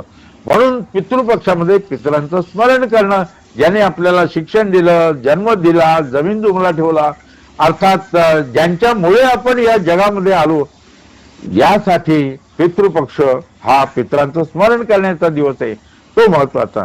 त्यानंतर नवरात्र येतं, आश्विन महिना. बघा, नवरात्र 9 दिवसांचं का असतं, त्याच्या मागचं विज्ञान समजून घेऊया आपण. आता शेतामध्ये तयार झालेलं धान्य आश्विन महिन्यामध्ये घरामध्ये येतं, लक्षात घ्या. आणि घरात येतं म्हणजे घर समृद्ध होतं. निर्मिती शक्तीची पूजा म्हणजे नवरात्र. निर्मिती शक्ती आणि 9 अंक याच्यात रिलेशन आहे. म्हणजे बघा, बी पेरल्यानंतर 9 दिवसामध्ये अंकुरतं, म्हणून नवरात्र निर्मिती शक्तीची पूजा म्हणून 9 दिवसांची असते. गर्भधारण झाल्यापासून 9 महिने 9 दिवसांनी मूल जन्माला येतं, निर्मिती शक्ती इथे आली. निर्मिती शक्तीची पूजा म्हणजे नवरात्र. घटस्थापना. आता इथे मला मुद्दाम सांगायचं, वेळ कमी आहे तरी पण, की बरेच लोक हे देवीच्या देवळात जाऊन देवीची आरती करतात, पूजा करतात, जोर भक्ती करतात, पण घरामध्ये जी देवी व्यवहार करते, उदाहरणार्थ आपली आई, आपली पत्नी, आपली मुलगी, आपली सून, त्या देवताच आहेत. त्यांच्यामध्ये महालक्ष्मी, त्यांच्यामध्ये महासरस्वती, त्यांच्यामध्ये महाकाली हे गुण यायला पाहिजेत. ईश्वराचे गुण यायला पाहिजेत, देवतेंचे. घरची स्त्री जर महासरस्वती असेल, सुशिक्षित असेल, तर मुलांवरती संस्कार होतील. घरची स्त्री त्या आर्थिक व्यवहारामध्ये कुशल असेल, म्हणजे महालक्ष्मी असेल, तर अर्थात घराला चांगलं हे सुख समृद्धी लाभेल. घरची स्त्री जर महाकाली असेल, एखादा गुंड आला तर 2 लाफा मारायची ताकद तिच्यात असेल, तर ती घर सशक्त होईल. तर घरच्या स्त्रीमध्ये आपलं काय झालंय, हे सगळं ग्रंथात राहिलं. पोथ्या पुराणात राहिलं, कर्मकांडात राहिलं. हे कर्मकांडाचं जंजाळ बाजूला सारून आपण वैज्ञानिक दृष्टिकोन ठेवायला पाहिजे. आणि नवरात्राचं महालक्ष्मी, महासरस्वती आणि महाकाली हे गुण प्रत्येक स्त्रीमध्ये यायला पाहिजेत. अर्थात आधुनिक काळामध्ये शिक्षणामुळे हे येत आहेत, हे आनंदाची गोष्ट आहे. अर्थात नवरात्राचा मूळ उद्देश तोच आहे, निर्मिती शक्ती, आदिशक्तीची पूजा वेगवेगळ्या रूपात सांगितलेली आहे. त्यानंतर अश्विन महिन्यामध्ये आपल्याला माहिती असेल की अश्विन महिन्यामध्ये महत्वाची गोष्ट म्हणजे कोजागरी पौर्णिमा. कोजागर्थी, जागा कोवडे म्हणजे झोपेतून जागा नव्हे. आर्थिक व्यवहारामध्ये आळसापासून उद्योगीपणामुळे, अशिक्षितापासून सुशिक्षित, याच्यामध्ये कोण जागा आहे तो महत्वाचा कोजागरी पौर्णिमा. कोजागरती, त्याला ती लक्ष्मी प्राप्त होते. त्यानंतर अश्विन कृष्ण त्रयोदशी, धनत्रयोदशी. धनत्रयोदशीला दीपदान करायला सांगितलंय. इथे यमराजाने यमदूतांना विचारलं, कथा बघा किती सुंदर आहे. ते विचारलं, तुम्ही जर एखाद्याचे प्राणहरण करता तर तुम्हाला काय वाटतं? ते म्हणाले, आम्ही प्राणहरण करतो, दुःख होतं, परंतु लहान मुलाचे जेव्हा प्राणहरण करतो तेव्हा आकांत बघून आम्हाला जास्त त्याच्यावर उपाय सांगा. तेव्हा यमराजाने सांगितलं, जो कोणी धनत्रयोदशीला दीपदान करेल त्याला घरामध्ये अपमृत्यू होणार नाही. आता या कथा, पुराणातल्या कथेचं तत्व घ्यायचं की दीपदान करा गरिबांना, त्यांना दिवाळी साजरी करता यायला पाहिजे. ही प्राचीन काळी आपल्या संस्कृतीमध्ये दान संस्कृती आहे. लक्षात घ्या, दान म्हणजे डोनेशन नव्हे. डोनेशन हे जाहीर केलं जातं, कोणी द्यायचं, काय दिलंय. दान हे गुप्त ठेवायचं असतं. एका हातानं दिलेलं दान दुसऱ्या हाताला सुद्धा कळता कामा नये. दान संस्कृती हे आपल्या संस्कृतीचं वैशिष्ट्य आहे. धनत्रयोदशीला केवळ दीपदान नव्हे तर फराळ जो केलेला असतो त्याचं दान, वस्त्रदान हे दान करा, हा उद्देश आहे. त्यानंतर नरक चतुर्दशी, अर्थात नरकासुराचा वध केला. आपण ते कडू फळ कार्ट ते पाठाली चिरडतो नरकासूर मधून, पण नरकासूर आपल्यामध्ये पण असतो. आपल्यामध्ये पण राक्षस आहेत. एक आळस राक्षस आहे, एक आपल्याकडे भ्रष्टाचाराचा राक्षस प्रत्येकात दडलेला असतो. आपणच आपल्यामधील राक्षसांचं निर्दालन करणं हे या पौराणिक कथेपासून घ्यायला पाहिजे. आता बघा, श्रीकृष्ण नरकासुराचा वध केला आणि 16 सहस्र त्यांनी मुली पळवून नेल्या होत्या, त्यांची मुक्तता केली. त्यांच्या आईवडिलांना निरोप पाठवायला घेऊन जा, अर्थात आईवडील यायला तयार नाही. मग त्यांना समाजात प्रतिष्ठा प्राप्त व्हावी म्हणून त्यांच्याशी विवाह केला असं जाहीर केलं. अशी कथा आहे. पण कथेमागचं सूत्र हेच की एखाद्या गुंडानं पळवलेल्या मुलीला सुद्धा वडील घ्यायला तयार नसतात घरात. त्यासाठी ही कथा मुद्दाम महत्वाची आहे. अर्थात नरकासुराचा वध केला, दुष्ट प्रवृत्तीचा वध केला, हे मला सांगायचं आहे. मगच नवरात्रात आणखी एक सांगायचं आहे, देवांना जे जमलं नाही ते देवींनी केलेलं आहे.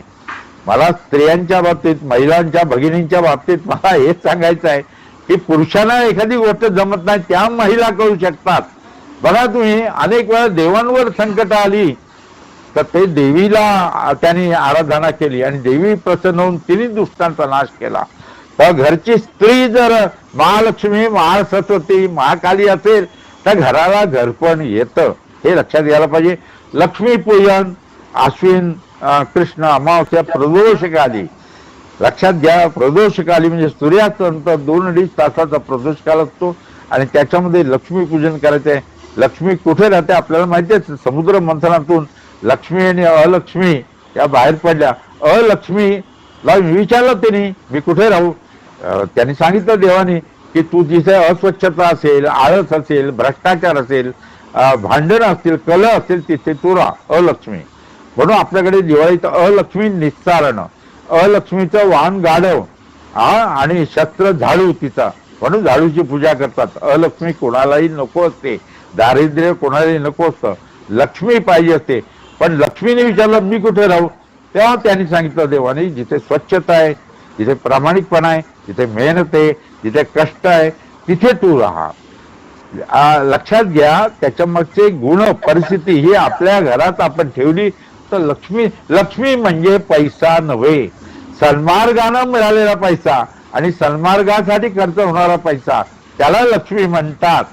श्रीमंती म्हणजे लक्ष्मी नव्हे, हे समजून घ्यायला पाहिजे. अलक्ष्मी निस्तारानं अजूनही खेडेगावामध्ये शेणाची अलक्ष्मी करून गावाच्या बाहेर विसर्जन करीत असतात. त्यानंतर कार्तिक महिन्यात तो बलिप्रतिपदा, अर्थात आपल्याला ती कथा माहिती आहे, पण विक्रम संवताचा पहिला दिवस. त्यानंतर भाऊबीज येते. आपल्याकडे रक्षाबंधन आणि भाऊबीज, मला मुद्दाम सांगायचं आहे, भाऊ बहिणींचं नातं तुम्ही आठवा सर्वांनी. आपलं लहानपणचं भाऊबीजेचा सण म्हणजे बहीण ती परकरामध्ये असते, भाऊ टोपी घालून, लहान भाऊ पाटावर बसतो, वडील त्याला देतात भाऊबीज, आई हिची ओवाळणीची तयारी करते आणि ओवाळलं जातं. काय आनंद असतो कुटुंबामध्ये. मग ती बहीण भाऊ मोठी होतात, मग लग्न होऊन बहीण सासरी जाते. मग सासरी पहिल्या दिवशी जेव्हा भाऊ येतो, अगदी भाऊबीजेला किती वाट बघते. आता सासर माहेरचं एवढं अंतर मोबाईल फोनमुळे कमी झालेलं आहे, पण प्राचीन काळी हे जास्त अंतर होतं.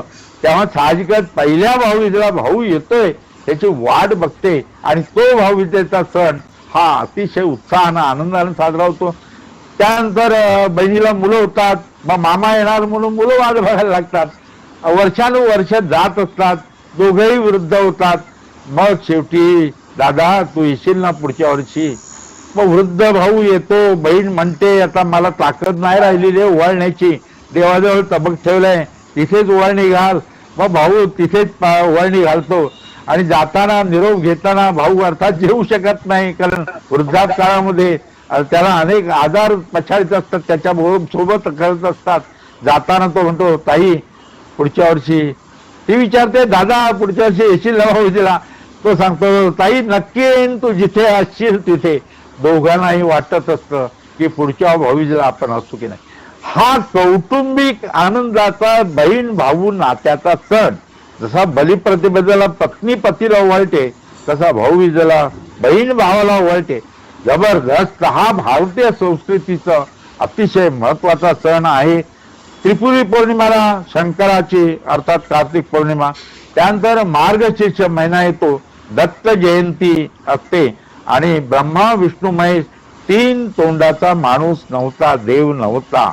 ब्रह्मा विष्णू आणि महेश या तीन शक्ती एकामध्ये साठवलेल्या होत्या. त्यानंतर आपण पौष महिना घेऊया. पौष महिन्यामध्ये मकर संक्रांती. मकर संक्रांती 14 जानेवारीला येते हे खरं नाहीये, लक्षात घ्या. आपल्याला माहिती आहे एकदा मकर राशीत आल्यापासून पुन्हा मकर राशीत सूर्य येईपर्यंत 365 दिवस 6 तास 9 मिनिटं 10 सेकंद लागतात. दर 400 वर्षांनी 3 दिवस संक्रांतीचा दिवस पुढे जातो. इसवी सन 200 मध्ये 22 डिसेंबरला मकर संक्रांती येत होती. 1899 पर्यंत ती 13 जानेवारीला होती. 1972 पर्यंत 14 जानेवारीला येत होती आणि 2085 पर्यंत ती कधी 14ला येईल कधी 15ला येईल. 2100 सन 2100 पासून मकर संक्रांती 16 जानेवारीला येणार आहे. मी गणित केलं आणि इसवी सन 32 ते 43 मध्ये मकर संक्रांती 1 फेब्रुवारीला येणार आहे.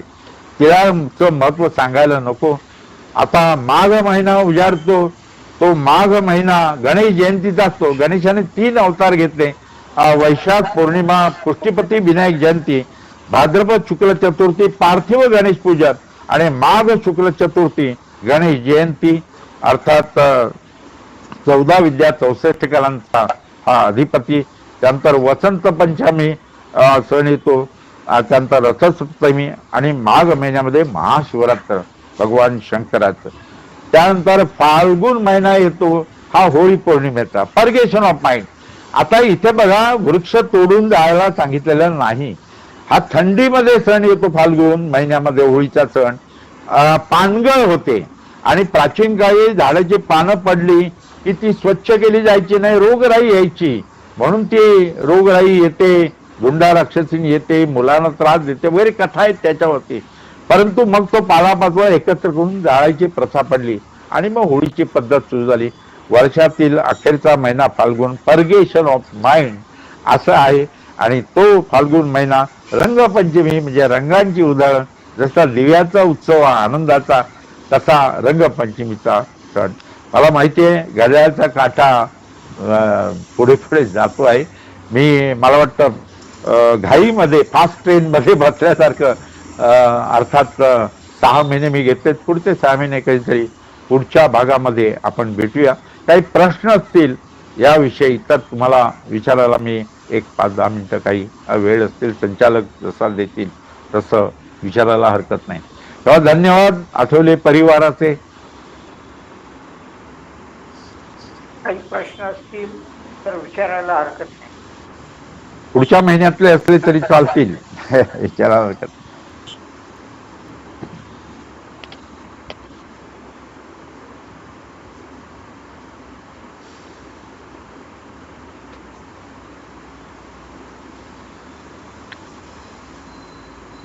शरीराचं आरोग्य आणि मनाचं आरोग्य यासाठी सण उत्सव असतात. उत्सव हे मनाचं आरोग्य राखतात आणि सण हे शरीराचं आरोग्य राखतात.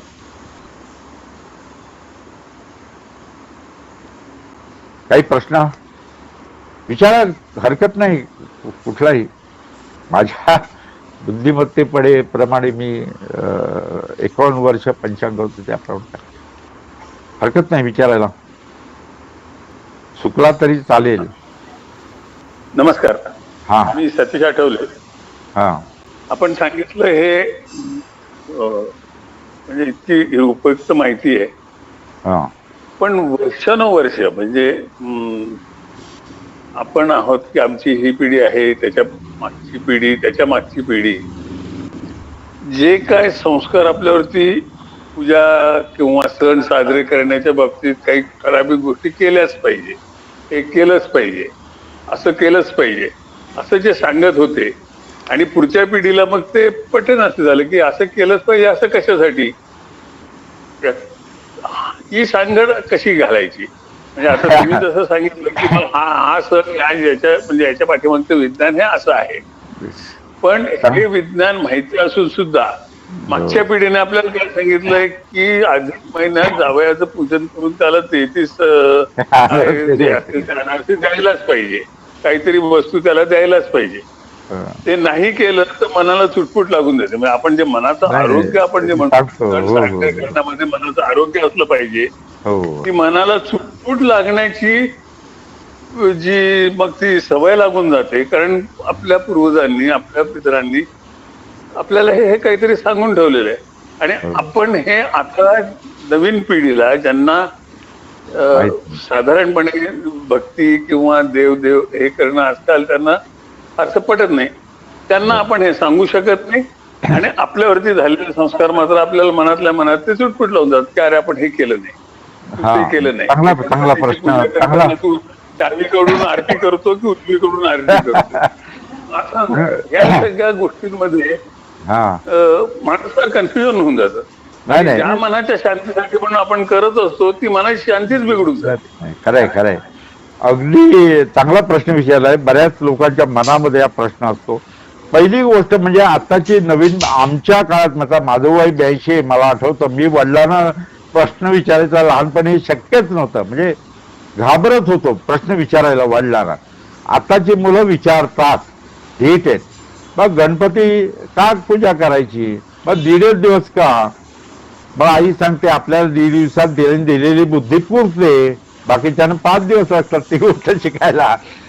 तो भाग वेगळा. पण महत्वाची गोष्ट 1.5 दिवस आणि 5 दिवस हे महत्व नाही, त्याचे गुण, प्रभू रामचंद्राचे गुण काय आहेत ते आपण अंगा घ्यायला पाहिजेत. म्हणून त्याचे ते आपण जयंती साजरी करतो, राम जयंती, रामनवमी साजरी करतो किंवा श्रीकृष्ण जयंती साजरी करतो. मूळ देश हे आदर्श आहेत, त्याचे गुण मी एक पुस्तक लिहितोय त्याच्यात. कारण हे गुण काय आहेत आधुनिक काळामध्ये. आता त्या गणपतीचे लिडरशिप, मॅनेजमेंटचं अनेक गोष्टी आहेत. आई वडिलांनी ह्या मुलांना सांगायला पाहिजेत, आणि असं सांगायला पाहिजे, खरं सांगू का, आपण निर्भय राहायला पाहिजे. देवाची पूजा करताना किंवा काही आपण जर चूक नसेल आणि चूक झाली तरी देव क्षमा करतो. देव कधी कोणाचं वाईट करीत नाही, वाईट चिंतित नाही. निर्भयपणे करायचं आणि मुलांना त्याचं महत्व समजून सांगायचं. आताची मुलं काय झालं, इंग्लिश मिडियम मध्ये शिकणारी मुलं असतील तर त्यांना धड इंग्लिश वाङ्मय नाही, मराठीतून वाचन होत नाही. त्यामुळे थोडा प्रॉब्लेम होऊ शकतो. पण मग त्याच्यावर पडल्यानंतर त्यांनी करण्यापेक्षा आपण जरा मुलगा मोठा झाला की त्याला सांगायचं तू पूजा कर. मुलगी असेल मुलीने सुद्धा पूजा करायला हरकत नाही गणपतीची, असं कुठे लिहिलेलं नाही, महिलांनी करू नये.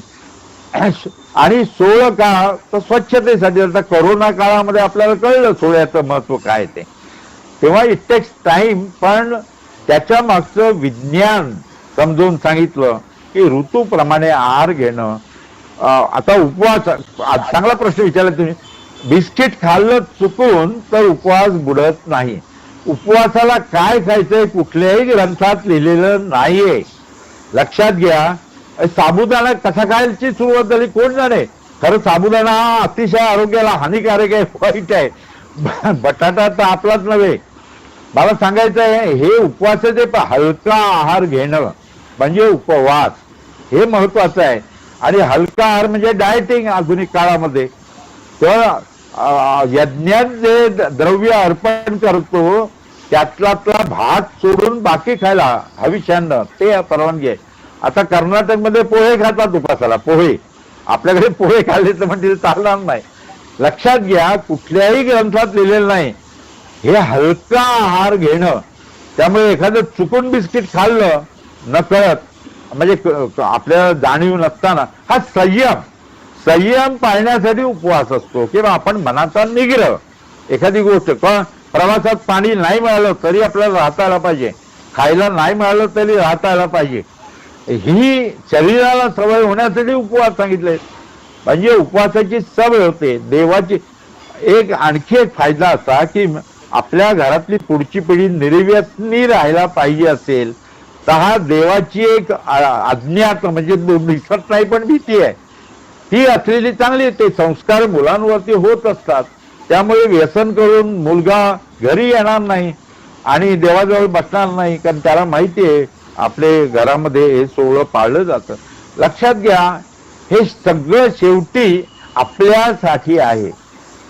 त्यामुळे आपण आपला उद्धार करण्यासाठी जीवनाचं एकच तत्वज्ञान आहे की आपल्या आयुष्यात आनंदाचे क्षण निर्माण करणं आणि इतरांच्या जास्तीत जास्त लोकांच्या जीवनामध्ये आनंद निर्माण करणं हा उद्देश आहे. तेव्हा इट टेक्स टाइम. पण आताची मुलं खूप हुशार आहेत, त्यांना लगेच समजतं.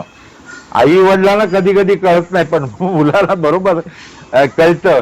तेव्हा त्यांनी थोडक्यात शब्दात जरी त्याला समजावून सांगितलं ना तरी ते विज्ञानावर त्यांचे अधिक श्रद्धा आहे, या इतर गोष्टींवरती नाहीये. त्यामुळे चमत्कार नावाची वस्तूच नाही. चमत्कारामागचं विज्ञान समजलं पाहिजे, मग तो चमत्कार राहत नाही. पण देवाचे गुण आपल्या अंगी यायला पाहिजे. गणपतीचे गुण काय लिहून काढ, मुलाला सांगायचं. लहान मुलगा असेल तो लिहून काढेल गणपतीचे गुण कशावर. चांगलं आहे. आपण कर्मकांडामध्ये जास्त अडकल्यामुळे. तुम्ही बरोबर अगदी शब्द. आज दुर्दैव आहे आपण पोथी पुराणात राहिलो, कर्मकांडात राहिलो. म्हणजे असं आणि सगळे घाबरवतात. लक्षात घ्या. म्हणजे देवळाचा पुजारी घाबरवतो, लक्षात ठेवा.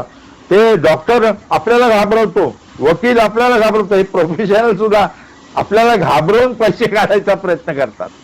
लक्षात घ्या निर्भयता यायला पाहिजे.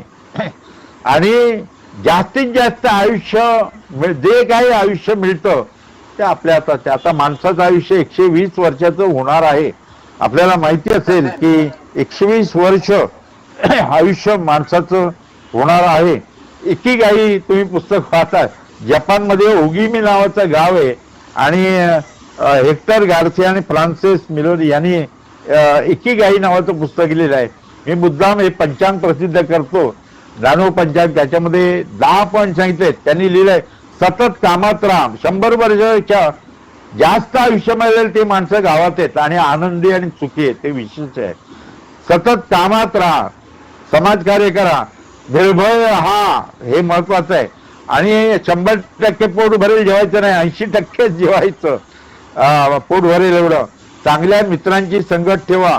कोणताही व्यायाम करा पण तो नियमित करा. फुलझाडं लावा, हास्य विनोद करा. नंतर निसर्ग भ्रमण करा. आता खगोलशास्त्राचा छंद या 82व्या वर्षी सुद्धा माझी ऊर्जा टिकवून ठेवतो, हे निर्भयता प्राप्त करून देतो. इतरांनी मदत केली तर धन्यवाद द्यायला विसरू नका. नेहमी वर्तमान काळ जगा.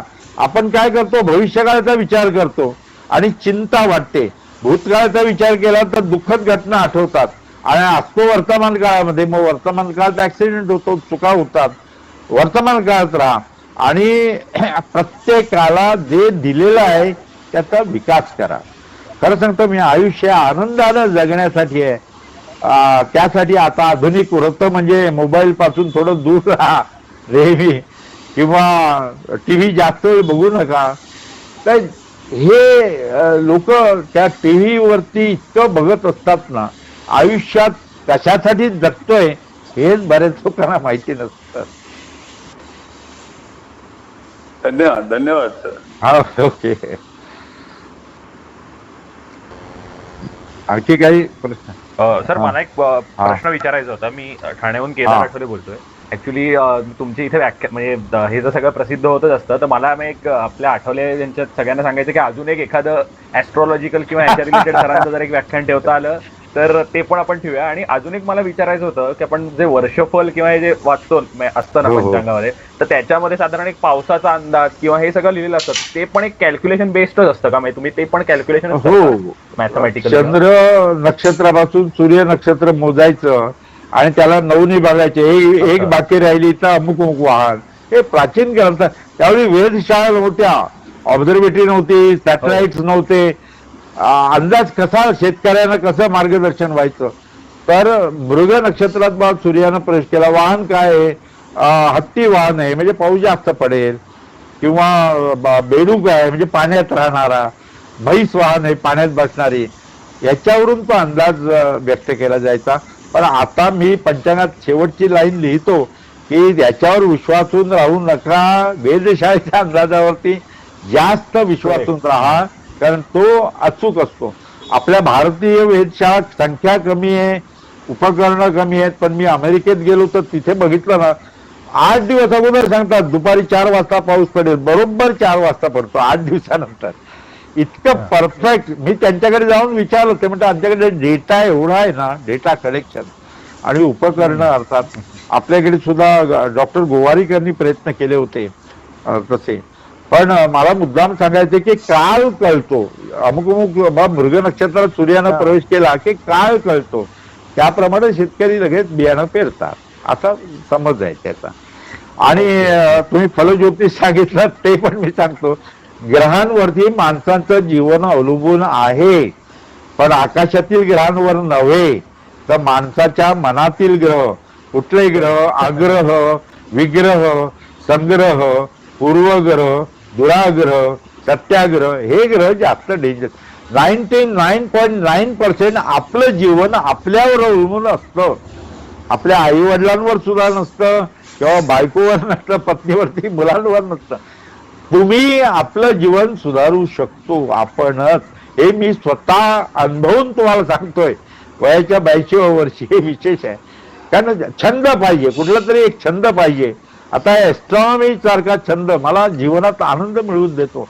दुर्बिणीतून दाखवताना आनंद होतोच, पण दाखवताना पाहताना आनंद होतो, पण दाखवताना जास्त होतो. आणि वैज्ञानिक दृष्टिकोन आयुष्यात ठेवायला पाहिजे. वैज्ञानिक दृष्टिकोन म्हणजे विज्ञान म्हणजे मोठं विज्ञान नाही. कार्यकारण हे का करायचं, गणपतीची पूजा का करायची, सोंड डावीकडे काय आहे, मग डावीकडे मोदक आहे म्हणून सोंड डावीकडे आहे. दुर्वा का व्हायच्या, दुर्वा औषधी आहेत, वनस्पती औषधी आहेत, त्या गावात असाव्यात म्हणून. वटपौर्णिमेला वडाची पूजा का करावी, तर वटवृक्ष गावात असावा यासाठी. मग स्त्रियांनीच उपवास करायचा नाही. सत्यवानाने काय केलं, मूर्छित राहिला फक्त. सावित्रीची खरी कमाल आहे. पुरुषांनी उपवास करायला पाहिजे.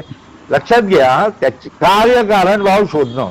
मी मला जन्मच का दिलाय देवाने, काहीतरी काम असणार ना. कार्यकारण भाव, मी उद्या काय करणार आहे, परवा काय करणार आहे, उरलेल्या आयुष्यात काय करणार आहे, कार्यकारण भाव शोधायचा. का, कसे, कुठे, केव्हा. हे लहानपणापासून सवय लागली ना, आणि ते एखादा छंद पाहिजे. कारण प्रत्येकाला आयुष्यात जॉब आपल्या आवडीचा मिळत नाही. मी 25 वर्ष मफतलाल मिलमध्ये टेक्सटाईल काम केलं कामगारांच्या बरोबर. आणि नंतर मनासारखं जगायचं, अर्थात पंचांग, कॅलेंडर आणि आकाश दर्शन. अर्थात आपल्याला जगायला जास्त साधनं लागत नाहीत. इतर छंद फंद असतात त्याला पैसे जास्त लागतात. बघा तुम्ही, पैशामुळे आयुष्य उद्ध्वस्त झालेली माणसं आहेत अति लोभापोटी. म्हणजे बिझनेसमन सुद्धा इतकं कर्ज काढतो की त्याला ते कर्ज फेडता येत नाही आणि शेवटी आत्महत्या करावी लागते. मला तुम्ही सांगा, हा सक्सेसफुल माणूस नाही. सक्सेसफुल माणूस तोच की जो स्वतःच्या जीवनात आनंद निर्माण करतो आणि इतरांच्या जास्तीत जास्त लोकांच्या जीवनात आनंद निर्माण करतो, तो यशस्वी माणूस. थँक्यू धन्यवाद. ओके, धन्यवाद. आणखीन काही प्रश्न बरोबर, आहेत? वेळ एवढीच असते ना. हा हा विचारा.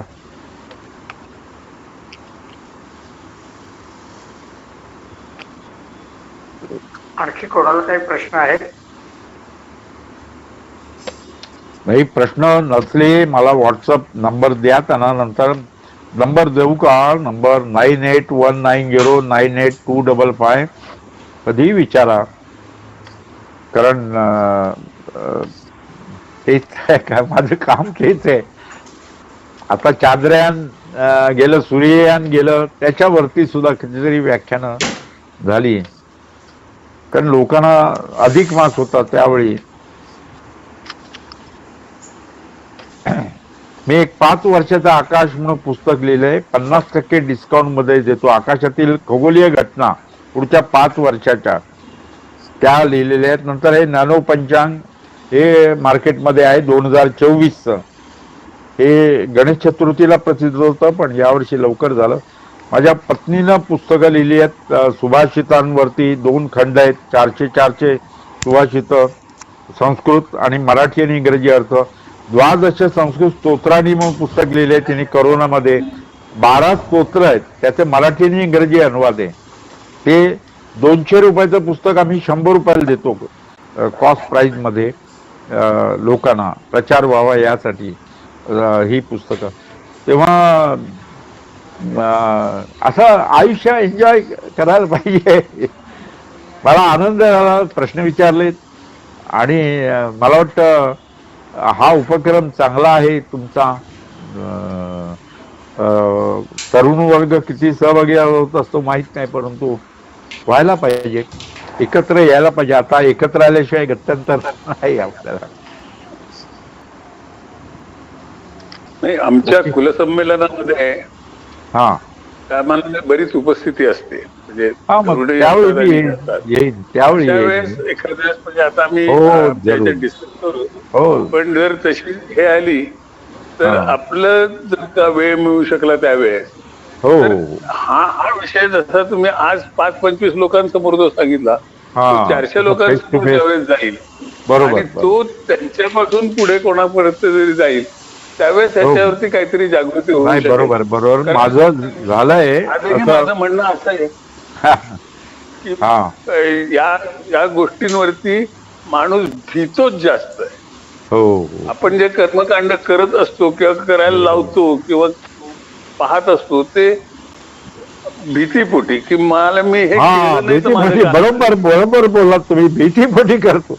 ऍक्च्युली देव वाईट करतच नाही, देवात नाही तर तो दैवच नव्हे ना. आणि लोकांना प्रलोभनं दाखवली जातात. आता साधा प्रश्न मी एक विचारतो. सत्यांची पूजा करून जर भरवतो असं तर गुरुजी जे आपल्या घरी येऊन सांगतात त्यांनी रोज घरामध्ये केली नसती का? किंवा देवळात जो पुजारी आहे सिद्धिविनायकाच्या, तर त्यांनी त्याला संकट यायला नको, कारण रोज पूजा करतो तो सिद्धिविनायकाची. लक्षात घ्या, मूळ उद्देश पूजेचा तो नाहीच आहे, समजून घ्यायला पाहिजे. आणि ते महत्वाचं आहे. बघा तुम्ही प्रभात वेळेला गणपतीला गेलात ना, तो नारळ घेतल्यानंतर सांगतो पैसे नंतर द्या. साधी गोष्ट आहे, पैसे नंतर द्या म्हणतो. चपला काढा, पैसे नंतर द्या. आपण चपला काढतो आणि नारळ घेऊन जातो. तो नारळ आपला नसतो, देवापुढे गुरुजींच्या हातात देतो, देवाला ठेवा. आता दुसऱ्यानं दिलेली वस्तू आपण देवापुढे देतो. We are just working like postman. कसं पुण्य मिळेल नारळ ठेवल्याचं? लगेच पैसे द्यायला पाहिजे, पण त्या विक्रेत्याला माहिती आहे पैसे नंतर द्या म्हटलं की त्याला पुण्य मिळतं. रोज 100 नारळ देवाला पाहिजे. अहो ते काय म्हणजे याला अंधश्रद्धा म्हणत नाही, मी गैरसमजुती म्हणतो, अज्ञान. उंदराच्या कानामध्ये प्रार्थना करतात. मी त्या ट्रस्टीना म्हटलं, अरे उंदराच्या कानात ऍट अ टाइम 2 माणसं एका उंदराच्या कानात गणपतीला सांगायची प्रार्थना. हे घाबरून आणि लालसेपोटी नवसाला देव पावत नाही. साधी गोष्ट आहे. नवसाला पावत असतं तर हॉस्पिटल कशाला पाहिजेत, नवस बोलून माणसाला भर करता आलं तर.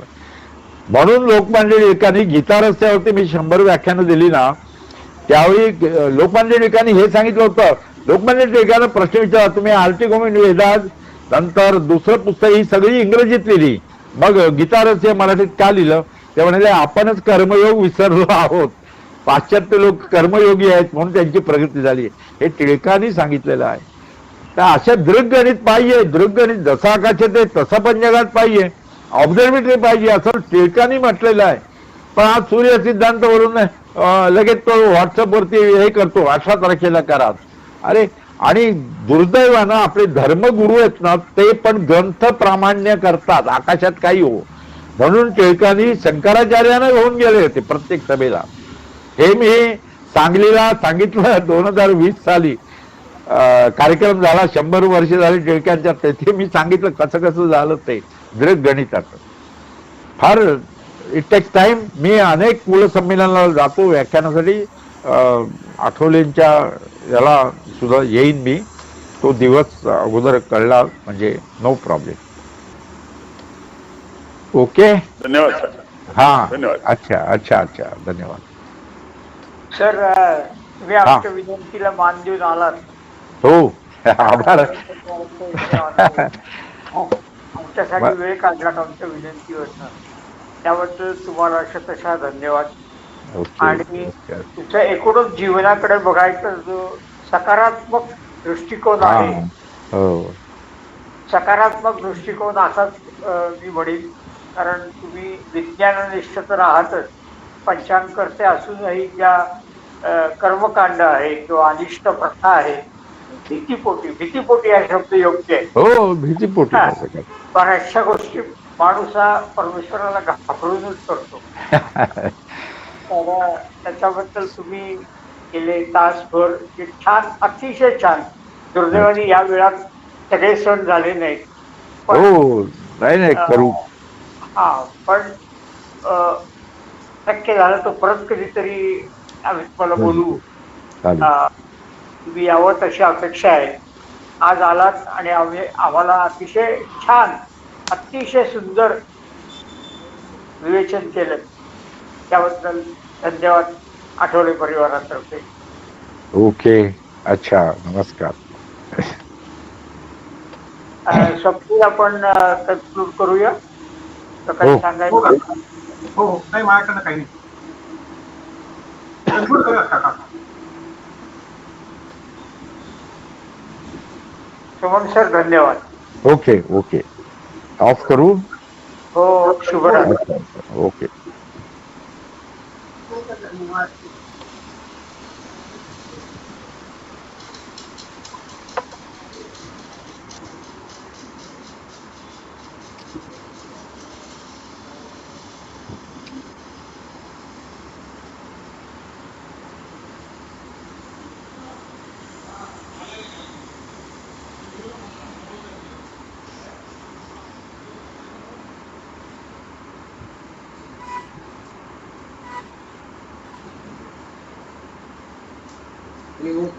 अरे मी ऐकत होते.